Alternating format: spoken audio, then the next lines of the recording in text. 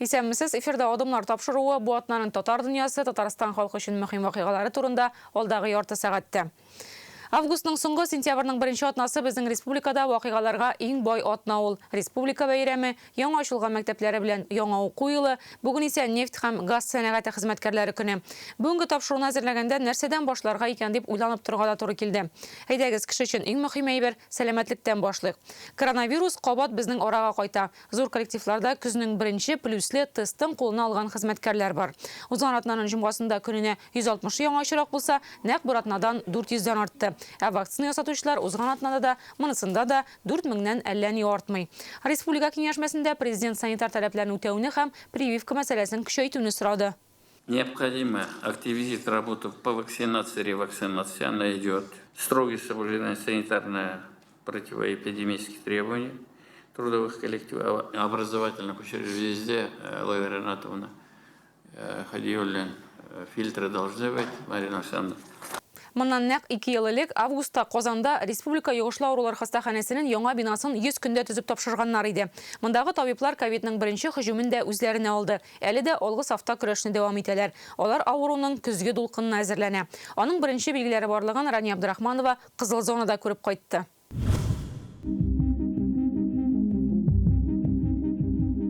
Кызыл зонага бармаганга ярты ел узган. Сәбәп юк иде. Быелның февралендә коронавирус үзенең иң зур күрсәткеченә җитеп, җәйгә таба авыручылар саны кимеде. Чикләүләр алынды, битлекләр салынды. Менә бу безнең Кызыл зона. Монда безнең бу хастаханәдә хәзер 3 отделение эшли. Ничә кеше ята? Ул безнең отделениедә 78 кешелек урын. Бүгенгесе көндә монда 65 кеше ята. Башка отделениялар тоже шулай ук 80-78 урынлык. Аларда да шулай ук 60-60тан артык кеше ята.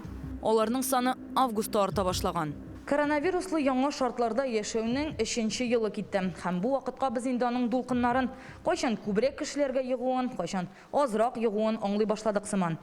Әйтигәле бер ай элек кенә Республика клиник йыгышлы аурулар хастаханәсендәге 6 бүлекнең 2се генә кызыл зона буларак эшләсә, бүген инде 3се. 1 август эчендә генә авыручылар саны 40% арткан. Һәм хәзер вирус кешеләрнең яшенә дә, җинесенә дә, һөнәренә дә карамый. Теләсә кемгә йыга. Исәнмесез? Ничек хәлләрегез? Сәлимә Фәйзрахманова Оршадан. Коронавирусны кайда йоктырганын белмим. Бер көнне йөрәге авырта башлый. Утырган җирдә шәйши утыратырым.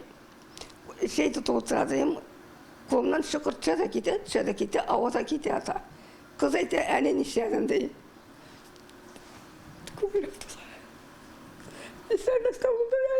Участок белгечләре инфаркт, инсульт түгелме дип шикләнәләр. Расланмый. Коронавирус дип уйларлык башка билгеләр күренми. Әмма ковид булып чыга. Нәтиҗәдә үзе йыгышлы аурулар хастаханәсендә. Я үлмәсәм ярар идем, балаларга ярдәм итсәм ярар идем. Бөтен күңелем, бөтен шул. Ковидның билгеләрен хәзер аерып күрсәтергә кыен ди белгечләр. Кемдәдер температура, кемдер йөткерә, кемнеңдер тыны кысыла. Минем тынны башланды бу. Тынны. Йоклап яткандамы? Яклап ятканда тынны кысып алды, тын беткәс нитеп булмады инде. Менә тушындап килделәр мине. Ашаудан туктадым. Истеюдан туктадым. Күкрәгем авыртты. Температурам төшмәй. Жүтәл күтәрелде. Аптырап инде тикшергәннәр иде. Менә шу ковид дип мондап килделәр инде.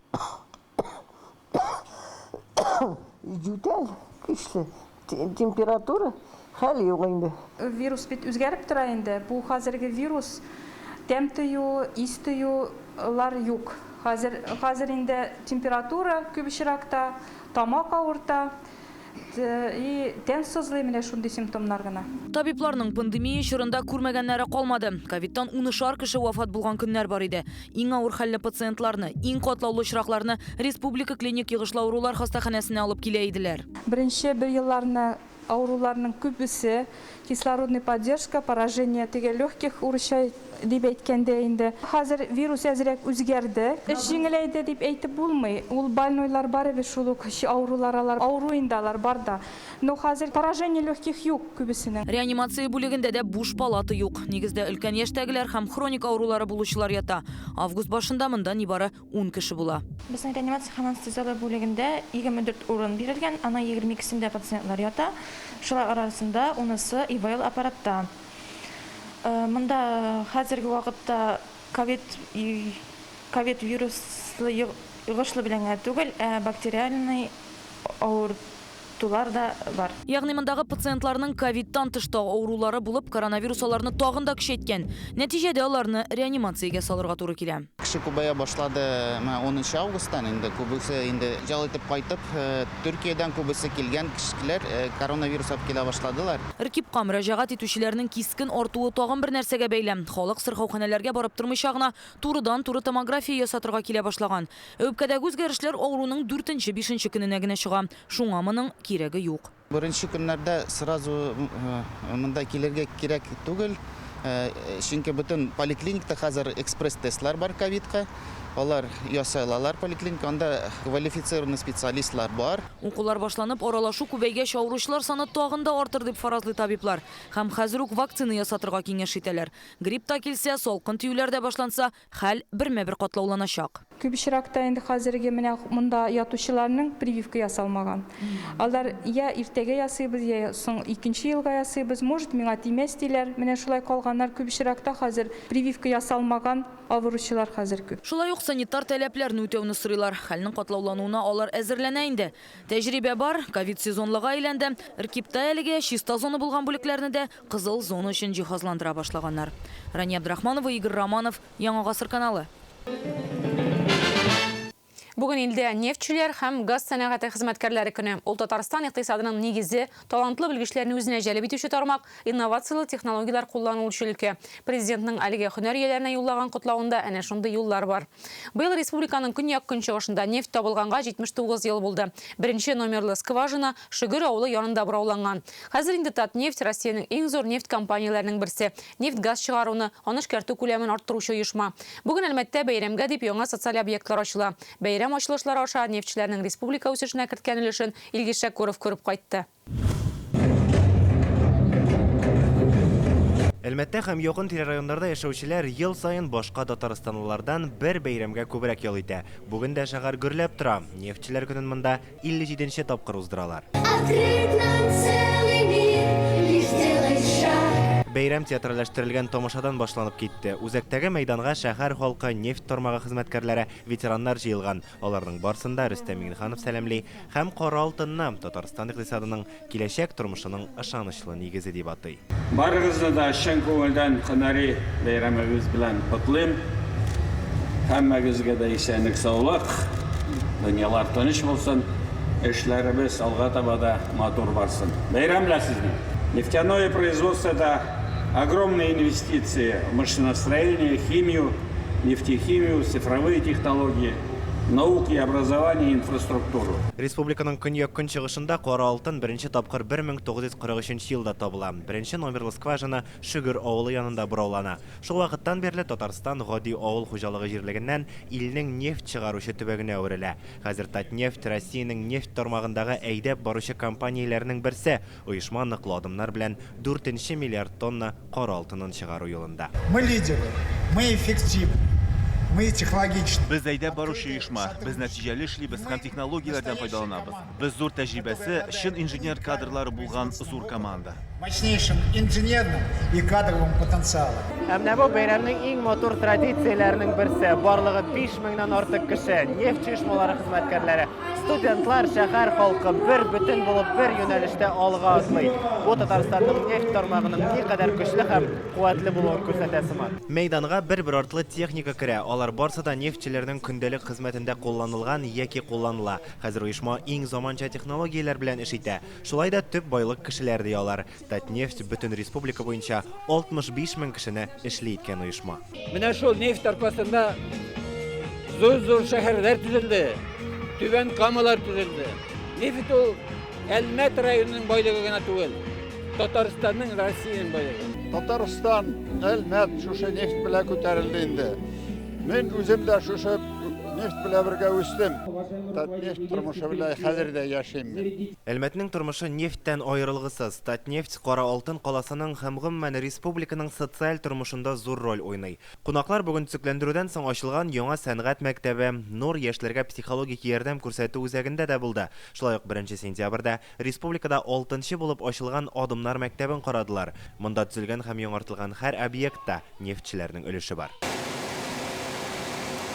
Бәйрәм уңаеннан нефтчеләр арасында осталык конкурсы да уздырдылар. Скважиналарны иң төгәл һәм җитез бораулаучыларны сайлыйлар. Бүгенге көндә менә без подъемный агрегатны монтаж ясадык. Аннары инде гомумән шул турыдан-туры эшли торган эшне эшләп күрсәттек халыкка. Илшат Шафыйков бу тармакта 11 ел эшли. Безнең һөнәрнең дәрәҗәсе артканнан арта ди ул. Ул монда менә ул әллә ничекне жайлырак дисәң дә була инде, но скважинада бик алай түгел. Бүген Әлмәтнең һәр урамында ниндидер тамаша бара. Монда яшәүче һәр гаиләдә диярлек нефть тармагында эшләүче кеше бар. Нәселләре белән нефтчеләр дә күп. Менә Гатиевлар эш таныштырган да, кавыштырган да. Икесенең уртак стажы 80 елдан артып китә. Без бу бәйрәмгә һәр елны чыгабыз балалар белән үзебез. Безнең бөтен шәһәребез, наверное, шул Татнефть аркасында шундый матурлыкта, хәзер шушындый матур тормышта, матур шәһәрдә яшәп ятабыз. Яхшы эшләр эшлиләр, мәктәпләр яңарталар, урамларны яңарталар. Бәйрәм бик күңелле, бик яхшы үтә. Погода да белән Аллаһка шөкер әйбәт. Бүген нефть һәм газ сәнәгате республика икътисадының иң яңа технологияләр кулланыла торган өлкәсе дә. Галимнәребез уйлап тапкан эшләнмәләр бу тармакны фәнни яктан ныгыта, аларның уртак хезмәте исә Татарстанның тотрыклы үсешен тәэмин итә. Әлмәттән Илгиз Шәкүров, Рәмзил Гарипов, Яңа гасыр каналы. Әлеге теманы әзерләгәндә бер кызыклы соңга тап булдык. Республикада нефть ятмаларының 80% цифрлы технологиялар ярдәмендә өйрәнелә икән. Гомумән цифры, IT безнең уң кулыбызга әйләнеп бара. Әле 30 ел элек кенә без яңа мәгълүмат алу өчен кич утырып китап укысак, хәзер уч төбе кадәр телефон җитә. Медицинада цифрлы технологиялар диагнозны тизрәк куярга мөмкинлек бирә. Мәгърифтә балаларны өйдә килеш укытырга, мәдәният сәнгатьтә күргәзмәләрне онлайн карарга. Татарстан IT һәм цифрлы технологияләрне беренчеләрдән сынап караучы республика. Бездә әлеге эшләүчеләрнең саны 40 меңгә җиткән. Хәзер яңа мөмкинлекләр ачылачак. Республика көненә Казанда яңа IT парк эшли башлады. Ул милләттәшебез Бәшир Рәмиев исеме белән аталды. Бәшир Рәмиев илдә иң беренче ВМ машинасын уйлап табучыларның берсе. Аның кебек нигез салучыбыз булганда Татарстанның калышырга хакы юк әлбәттә. Бабалары дәрдемәнд алтын приискасы хуҗасы булган Рәмиев уйлап тапкан проект ярты гасырдан дөньяны ничек үзгәртте. Алия Хәйретдинова репортажы. Бәшир Рәмиев исемендәге IT-парк цифрлаштыру елының иң зур проектыдыр. Беренче исәпләү машинасын уйлап табучы Татарстанның бүгенгесен булай итеп күз алдына китергән микән? Ничек кенә булмасын, кеше тормышын җиңеләйтүче җайланмаларның нигезендә нәкъ менә безнең милләттәшебез идеясе ята. Моннан 70 ел элек ул башка галимнәр белән төрле хаталар аша ачышлар ясый, тәҗрибә туплый һәм ул тәҗрибә булмаса, мөгаен Татарстан данын яклаучы проектларда булмас иде.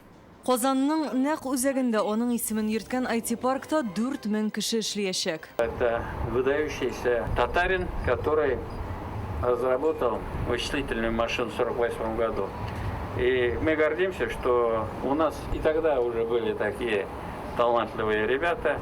Милләте белән татар, Оренбург өлкәсендә туган, хәзер ул территория Башкортстанга карый. Озак еллар галим буларак Бәшир Рәмиев Пензада эшләгән. Шуңа күрә һәр төбәкнең аны үзенеке итәсе килүендә шик юк. Әмма бу атнада Казанга килгән якын туганы Абачык әйтте. Внук великого татарского поэта Дардменда, потомок прославленных российских золотопромышленников Рамеевых. Все они родом из татарской земли. Бәшир Рәмиев үзе зур галим, уйлап табучы, әле танылган татар шагыйре, эшмәкәр, Дәрдмәнднең оныгы да. Алар барысы да тумышы белән татар җиреннән. Алга Татарстан, алга Казан. Без шигырьләрен укып үскән Дәрдемәнднең оныгы. Әтисе Искәндәр Европада техник белем алган кеше, бабасының инесе Шакир Рәмиев 20нче гасыр башында ук алтын чыгару өчен файдалы җайланмалар булдыра. Бәшир Рәмиев төп ачышын 1948 елда ясый. Мәскәү Фәннәр академиясе хезмәткәрләре Исаак Брук белән Бәшир Рәмиев ЭВМ өлкәсендә СССРдагы беренче җайланма уйлап таба. 80 квадрат метрдан зуррак булган бу корылма соңрак компьютерга нигез итеп алына. Әле 14 яшендә үк Бәшир эфир радио белән идарә итеп була торган бронепоездны уйлап тапкан 17 яшендә СССРның уйлап табучылар берлегенең иң яшь әгъзасы була. Космический корабльлар җибәрер өчен дә кулландылар, аны санау өчен, анда атомный энергетика өчен. Ул менә бер яктан инде компьютерлар зур, хәзерге түгел, ләкин ул бик зур адым иде. Чөнки кешеләргә, үзләргә санарга түгел, ә менә шул машиналар ярдәмендә санарга мөмкинчелек туды инде. Ярты гасырдан соң яңа ачышлар ясау яшь һәм талантлы бәширләр үстерү урыны IT-парк эшли башлады. Монда хәзер үк 300-дән артык резидент килергә тели. Алар Татарстаннан, Мәскәү, Самара өлкәләреннән. Коворкинг, 600 кешегә исәпләнгән конференц-зал, балалар өчен технопарк, киберспортчыларга аерым зона бар. Безнең монда айтишниклар эшләп килә ала, монда безнең дизайнерлар килә ала, монда безнең архитекторлар килеп, һәр почмакта үз урынын алып, кайда аларга комфортно шунда эшләп утыра алалар. Бу технологиялар әлбәттә Башир Рамиевның уйлап тапкан компьютерыннан башка тумас иде. Шул ук елларда Америка, Британия, Советлар Союзы бу технологияләрне үстерде һәм без алдынгылардан идек.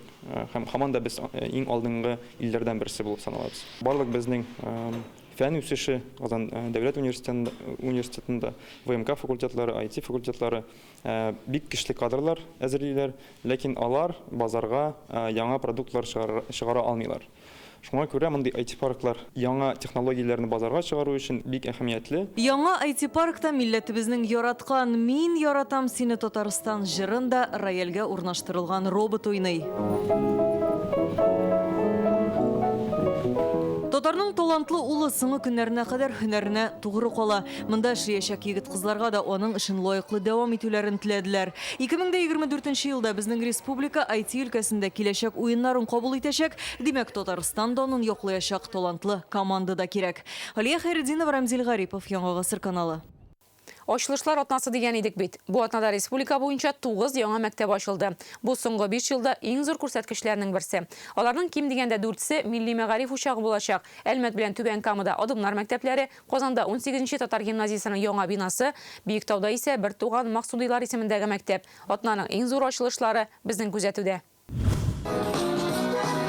Адымнар мәктәпләре. Хәзер Татарстанда алар 6 булды. Бу атнада берсен Түбән Камада, икенчесен Әлмәттә ачтылар. Иң югары дәрәҗәдә Татарстан җитәкчелеге катнашында. Бу яңа форма укыту һәм безнең киләчәк шушы яңа мәктәпләрдә. Беренчедән мин Ментимер Шәриф ул сезгә зур рәхмәтле. Бу инициатива сездән чыкты һәм бу инициатива бик яхшы итеп ата-аналар белән балалар белән кабул ителә. Шуннан да бу бик зур вакыйга. Менә шушындай матур урында кайсы якка гына карама, күңелләрне күтәрә.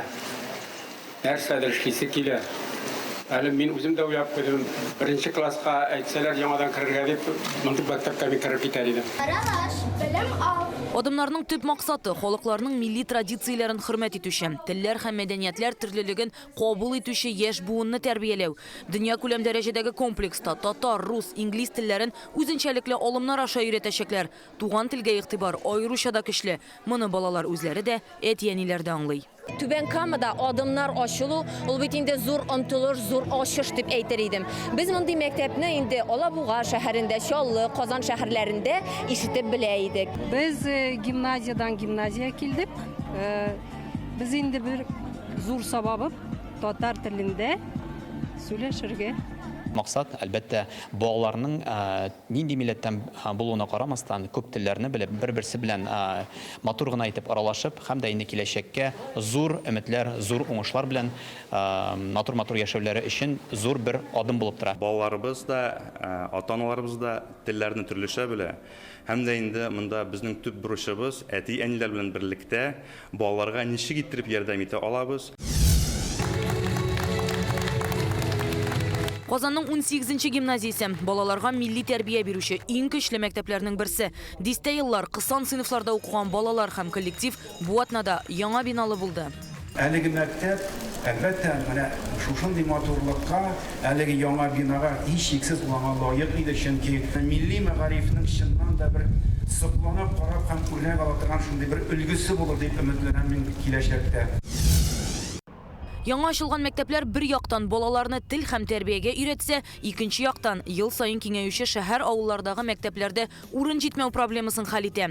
Шундыйлар Биектау районында һәм Яршаллыда ачылды. Биектаудагысы шәһәргә терәлеп үк торганлыктан монда халык күпләп күченү сәбәпле кирәк. Яршаллыдагы 62 номерлы мәктәп Кама аръягында төзелгән иң зур белем учреждениесе, 1000 укучыга исәпләнгән. Мәктәптән яхшы гына үзебезнең республика дәүләтебез бик көтеп торалар, шушындай белем алып, тәрбия алып чыккан институтларга кирип укырга тиеш балаларыбызны. Биектауның бик күп мәктәбеннән шулай ук безгә гариза яздылар, әмма Казаннан, Әлмәт, Оренбург, Башкортстан, Бөгелмә кебек шәһәрләреннән бик күп балалар күчте. Республикада өстенлекле булган тагын бер юнәлеш техника, шуңа инженер мәктәпләренә аерым игътибар бирелә. Бу атнада Түбән-Камада шундый яңа лицейда ачылды. Ул Түбән-Каманың химия технология институты Әлмәтнең нефть югары мәктәбенә абитуриентлар әзерләячәк. Мотормы? Матур. Анда икелләр куялар әгәрдә укымаса. Без тырышырбыз. Булай инде. Бер икеле, бер эшле, ул ишле була. Шулай ук Биектауның Олат авылында, Саба һәм Кукмара районнарында да яңа мәктәпләр ачылды. Ел дәвамында 140 мәктәп, ресурс үзәкләре һәм балалар бакчалары капиталь төзекләндерелә. Рания Абдрахманова, Яңа гасыр каналы.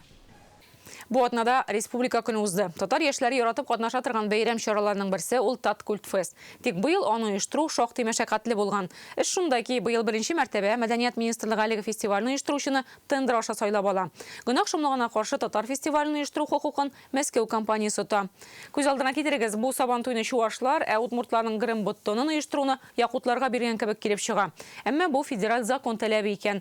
Милли чараларны закон тәртәсенә кертүдән ни файда? Бу хакта Фәйрүзә Мәҗитова. 30 августта үткән Таткультфестны быел 8 көн эчендә оештырганнар, ә моңарчы 4 ел буена 2 ай алдан әзерләнә торган булалар. Оештырудагы тоткарлыклар акча белән бәйле булып чыга, чөнки быел беренче тапкыр оештыручыны тендер аша билгеләгәннәр. Конкурс игълан ителә, аны кем ота, шул оештыру хокукын ала. Бу хокукка Мәскәүнең сателлит җәмгыяте ия булган. Шулай итеп, татар мәдәнияте турында бернинди күзаллау булмаган оешма ота. Менә бу тендерны да җиңгән Мәскәү компаниясе, аңлавымча ул бер кашанда Казанда эшләмәгән. Аның төп кәсебе менә Заряти дигән Кирмән, Мәскәү Кирмән янындагы булган мәйдан чыккан концертлар ясау һәм фәлән әйберләр. Нәтиҗәдә алар безгә элемтәгә чыкканнар, безгә бу эшне куштылар. Мәскәү компаниясе татар фестивален оештыра алмавын аңлап алып күрәсең, үзләренә тиешле акчаның процентларын алып кала да, эшне моңарчы оештырган егетләргә тапшыра. Рәдиф Кашапов Таткультфест фестивален башлап йөрүчеләрнең берсе, икенчесе Ильяс Гафаров. Телне белү кирәк, монда тарихны белү кирәк, монда заманча я классик я ниндер мәдәният белән таныш булырга кирәк. Һәм андый проектларны бер атнада гына, 2 атнада гына, бер айда да эшләп булмый, аның өчен аларны тормышка ашырыр өчен ел буена эшләргә кирәк. Хәзер сорау туа, ни өчен татар мәдәниятенә кагылышлы милли чараны тендерга чыгару кирәк булган? Чөнки моңарчы 4 ел буена Мәдәният министрлыгының субсидиясе хисабына оештырылган булган бит. Гомумән дәүләт өлкәсендәге финанслар, мәдәният өлкәсендә булсымы, башка юнәлешләрдәме, алар конкуренция нигезендә башка оешмаларга тапшырыла. Күп кенә проектларыбыз мәдәният өлкәсендә дә булсынмы, алар 44-нче федераль канун нигезендә тормышка ашырыла. Федераль закон нигезендә дәүләт акчаларына курылган чараларны оештыручы тендер аша билгеләнергә тиеш. Ягъни һәр кешенең аны уздырырга алыну мөмкинлеге булсын өчен. Моңарчы республикада мәдәнияткә кагылышлы проектлар тендерга куелмый иде. Чөнки хөкүмәт 5 ел элек милли чараларны оештыру үзенчәлеген исәпкә алып, махсус карар чыгарган була. Аның буенча төрле милли проектларны оештыручыларга дәүләттән субсидия бүленә, ләкин ул да конкурска чыгарыла һәм аны республика оешмалары откан. Тик бу юлы ни өчендер субсидия аша түгел, тендерга чыгаруны кирәк дип тапканнар. Димәк ки, бу фасның күз алдында менә шундый юридик коллизиялар барлыкка килде. Ни өчен менә башка оешмалар монда катнаша алмый дигән сүз. Димәк, анда хаталар барлыкка килгән. Хаталарга түгел, соңга куллар, регламентлы үтәмәүләр барлыкка килгән. Нидер чараларга соңрак кылып куйганнар. Димәк, ул инде канунны бозу дип атала. Һәм әгәр дә ул тәртипле генә эш башкарган булса, алдан әйтеп китүемчә, ул инде 17 елдан бирле махсус министрлар кабинеты тарафынан чыгарылган постановлениесе бар. Димәк, монда кайдыр гаепне үзебездә дә эзләргә кирәк. Хәзер татар мәдәниятына кагылышлы башка фестиваль проектларының да шулай тендер аша үткәрелү ихтималы бар. Әйтик, Йолдызлык, Вахап фестивале һәм башкаларның да. Ә бу эшчәнлеккә ничек йогынты ясарсың? Һәрбер эшнең үзенең остасы. Һәм бигрәк тә милли проектлар, милли фестивальләрне уздырган вакытта да аның бөтен асылын, төбен аңлаган, аның сулышын тоемлаучылар эшләргә тиеш. Мондый хәл булмасын өчен милли фестиваль бәйгеләрне тендер аркылы түгел, дәүләт программасы аша оештыру уңышлы булачак дип белгечләр. Программа кысаларында кертелгән һәрбер проект Татарстан Республикасы Финанс министрлыгының экспертизасы аркылы уза.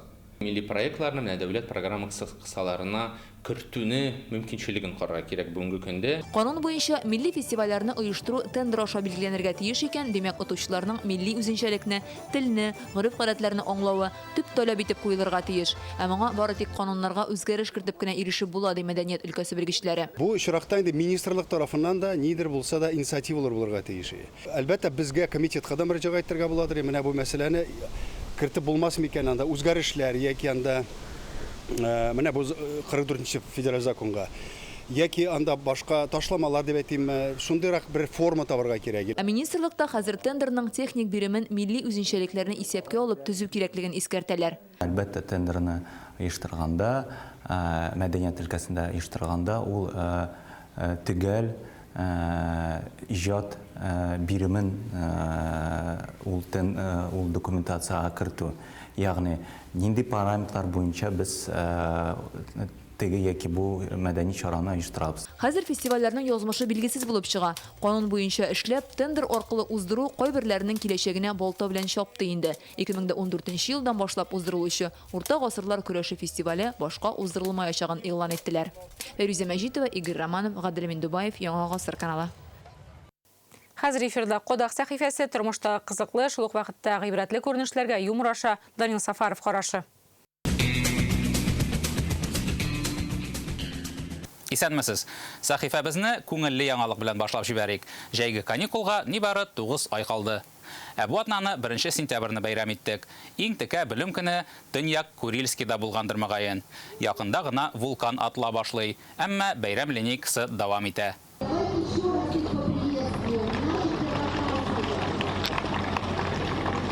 Дөрес, белем көне ул таш яуса да, вулкан атылса да, метеорит төшсә дә үткәрелергә тиеш. Экзамен для меня всегда праздник, профессор. Похвально. 1 сентябрьнең бер бәрәкәтле ягы бар. Ул ел сайын кызыклы видеолар архивын тулаландыра. Менә бу ел вулкан видеосын өстәдек, әмма беренчелек барыбер дә Владивостокта. Праздничная пятерка улетает в небо с нашими мечтами об отличной учебе. Кыскасы, рәхәтләнеп укыгыз балалар. Менә шушы малай ничек бии, сез шулай укыгыз.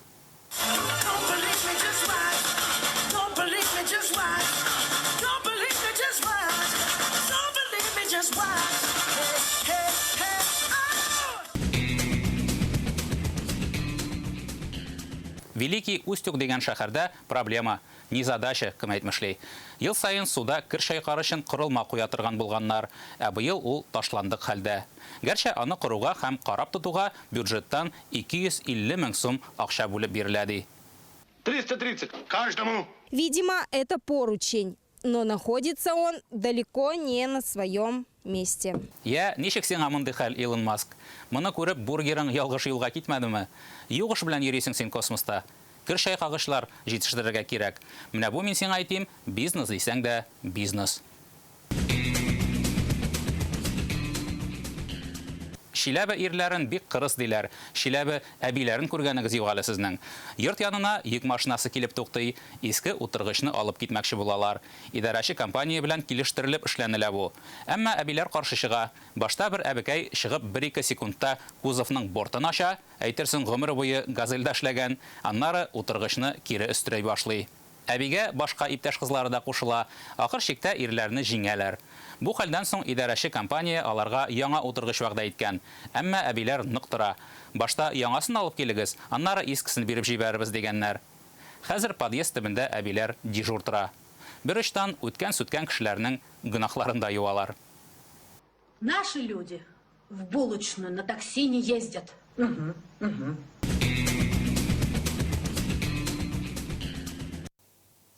Бүгінгі адамлар тәмам, эфирда бір атнадан шырашырбыз, исән сау болығыз.